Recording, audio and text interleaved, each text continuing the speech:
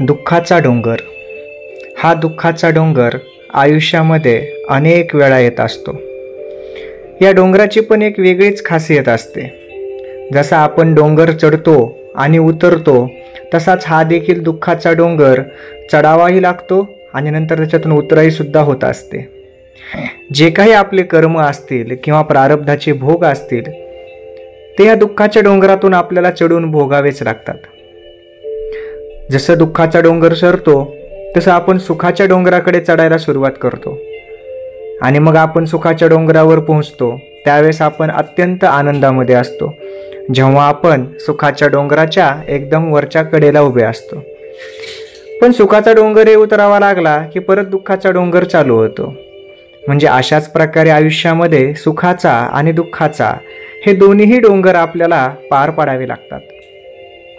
दुःखाच्या डोंगरामध्ये आपल्याला ईश्वराची आठवण होते, कारण तो त्रास, ती वेदना, ते दुःख हे सहन होत नाही आपल्याला. माझ्याच वाटेला हे सर्व का आलेलं आहे अशी मनामध्ये सारखी सारखी आपल्या परिस्थिती उद्भवते. हा प्रश्न सारखा सारखा निर्माण होतो. जर हा दुःखाचा डोंगर सहजतेनं पार करायचा असेल तर काय करावं लागेल?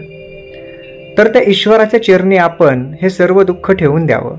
त्याला म्हणावं की तूच आता आम्हाला या दुःखातून सावरणारा आहेस.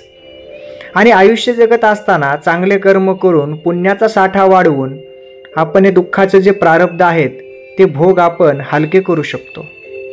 किंबहुना त्यांची जी धार असते ती धार तरी कमीत कमी बोथट होऊन जाईल.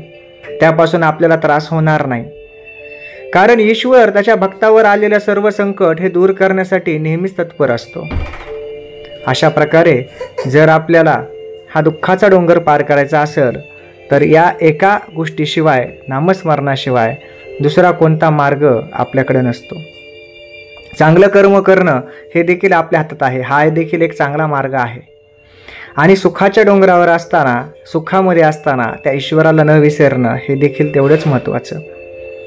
आपण दुःखामध्ये आठवण करतो परंतु सुखामध्ये विसरतो.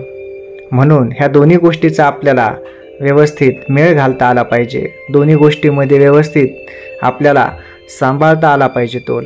तरच हे सर्व गोष्टी सुखकर रूपात होऊन जातं. जय जय रामकृष्ण हरी.